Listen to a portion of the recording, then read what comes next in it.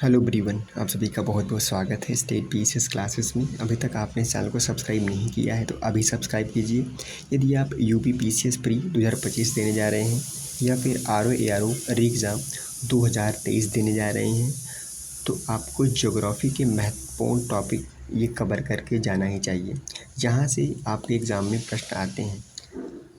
अगर बात करें भू आकृति विज्ञान की, जियोमॉर्फोलॉजी में पृथ्वी की संरचना, भूकंप, ज्वालामुखी, चट्टानों के प्रकार, अग्नि अवसादी कायांतरित, भू आकृति पर्वत, मैदान, पठार, अक्षय कटाव से संबंधित प्रश्न आपके एग्ज़ाम में आते ही आते हैं। आपको इतना तो करके ही जाना पड़ेगा भू आकृति विज्ञान यानी कि जियोमॉर्फोलॉजी में।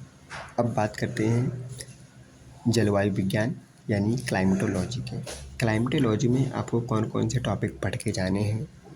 वायुमंडल की संरचना, परतें और तापमान वितरण, जेट धाराएं, दबाव पेटियां, पवन प्रणालियां और चक्रवात, मानसून तंत्र, एल नीनो, ला नीना और पश्चिमी विक्षोभ यानी वेस्टर्न डिस्टर्बेंस आपको पढ़ के जाना है। समुद्री विज्ञान की बात करें, ओशनोग्राफी की बात करें, ओशनोग्राफी में आपको ये कुछ इम्पॉर्टेंट टॉपिक हैं, आपको पढ़ के जाना ही जाना है, जिसमें समुद्री तलरूप, धाराएं, लवणता, प्रवाल भित्तियाँ और समुद्री प्रदूषण, ज्वार, तरंगे और समुद्र तल में परिवर्तन यानी चेंजेस। जैव भूगोल, ये जो है जैव भूगोल है, इसमें क्या क्या पढ़ना है आपको? मृदा प्रकार, मृदा अपरदन और संरक्षण, पारिस्थितिकी तंत्र और जैव विविधता और उन्मूलन। अब आता है भारतीय भूगोल, इंडियन ज्योग्राफी, जहाँ से आपके प्रश्न में सर्वाधिक प्रश्न पूछे जाते हैं। सबसे पहले आपको यहाँ पे पढ़ के जाना है भौगोलिक विभाजन, हिमालय, इंडो गंगा मैदान, प्रायद्वीपीय पठार, तटीय मैदान और द्वीप नदी प्रणालियाँ, इसके बारे में आपको पढ़ के जाना है। प्रमुख नदियाँ जैसे गंगा, यमुना, ब्रह्मपुत्र, सिंधु और उनकी सहायक नदियों के बारे में आपको पढ़ना है। नदी बेसिन, नदी अपहरण और पुनर्जनन, इसके बारे में पढ़ लेना है। जलवायु, जो जलवायु है, जलवायु के बारे में आपको क्या क्या पढ़ना है? जलवायु के बारे में भारतीय मानसून प्रारंभ कैसे होता है, वापसी, परिवर्तनशीलता कैसे है, जलवायु क्षेत्र और चक्रवात पैटर्न। मृदा में क्या क्या पढ़ लेना है?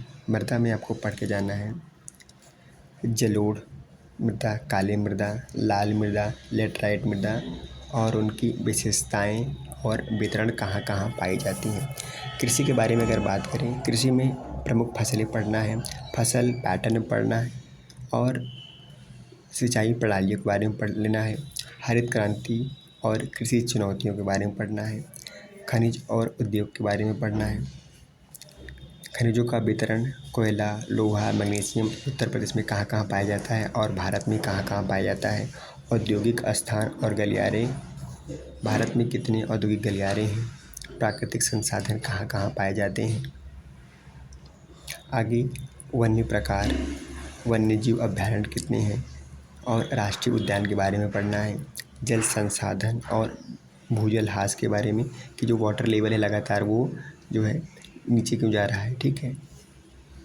उत्तर प्रदेश विशेष में भौगोलिक स्वरूप पढ़ लेना है। उत्तर प्रदेश का भौगोलिक स्वरूप पढ़ लेना है। गंगा मैदान, विंध्य क्षेत्र और बुंदेलखंड पठार के बारे में पढ़ना है। नदियाँ और जल संसाधन के बारे में पढ़ना है। गंगा, यमुना, घाघरा, गोमती और कृषि में उनका योगदान क्या है। आप सभी को पता है उत्तर प्रदेश में सर्वाधिक क्षेत्रफल पर सिंचाई होती है, वह होती है नलकूपों से होती है। उसके बाद नदियों से होती है, इसमें गंगा, यमुना, घाघरा, गोमती, ये नदियाँ कृषि क्षेत्र में बहुत महत्वपूर्ण योगदान देती हैं। सोचो अगर ये नदियाँ नहीं होती तो उत्तर प्रदेश की स्थिति क्या होती है। आगे देखते हैं, आगे आपको पढ़ना है भूजल संभावना और सिंचाई परियोजनाओं के बारे में पढ़ लेना है। जलवायु और मृदा मानसून पैटर्न और जलोढ़ मृदा का प्रभुत्व, मृदा उर्वरता और कृषि उत्पादन, कृषि और अर्थव्यवस्था, प्रमुख फसलें जैसे गन्ना हो गया, गेहूँ हो गया, चावल और बागवानी फसलें। औद्योगिक समूह और आर्थिक क्षेत्र के बारे में आपको पढ़ के जाना है। आगे देखते हैं। आगे आपको प्राकृतिक आपदाएं, बाढ़, सूखा, आपदा तैयारियां, विश्व भौगोलिक विश्व में अगर बात करें विश्व भूगोल में क्या पढ़ना है, यहाँ पे पढ़ लेना है प्रमुख पर्वत श्रृंखलाएँ, नदियाँ, मरुस्थल और जलवायु क्षेत्र के बारे में पढ़ना है। प्राकृतिक क्षेत्र, उष्णकटिबंधीय वर्षावन, सवाना, टुंड्रा, इसके बारे में पढ़ लेना है। आर्थिक भूगोल, आर्थिक भूगोल में आपको क्या क्या पढ़ के जाना है।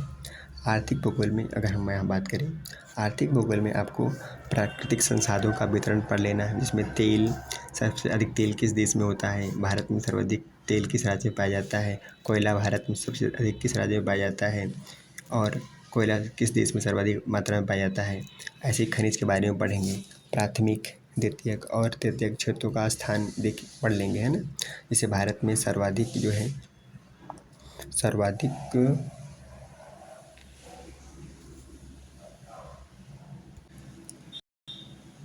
सर्वाधिक उद्योगों का स्थान भारत में है। उसके बाद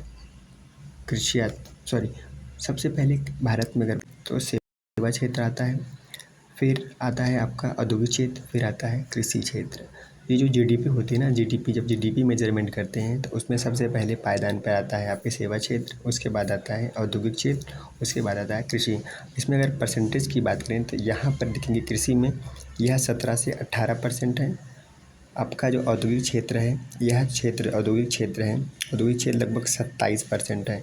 और उसके बाद जो बचता है वह आपका हो जाता है सेवा क्षेत्र। ठीक है, आगे देखते हैं। आगे आपको यहाँ पे पढ़ लेना है प्राकृतिक आपदाएं, भूकंप, सुनामी और तूफानों के वैश्विक पैटर्न के बारे में।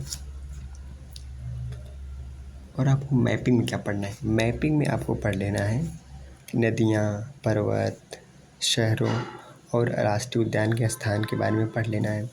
खनिज कहाँ पाया जाता है, खनिज बेल्ट और औद्योगिक क्षेत्र कहाँ पे खनिज पाए जाएंगे, औद्योगिक क्षेत्र कौन कौन से हैं उसके बारे में पढ़ लेना है। विश्व में क्या पढ़ना है, महाद्वीप, प्रमुख नदियाँ, पर्वत, भू राजनीतिक सीमाएँ। उत्तर प्रदेश विशेष में पढ़ लेना है। उत्तर प्रदेश में प्रमुख शहर, नदियाँ और भौगोलिक स्थल, इसके बारे में आपको पढ़ लेना है।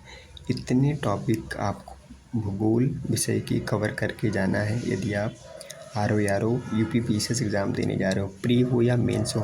अगर इतने टॉपिक आप कवर कर लेते हैं तो आपको कोई समस्याएं नहीं होने वाली हैं, प्री हो या मेंस हो, UPPCS हो या फिर आपका RO एग्ज़ाम हो।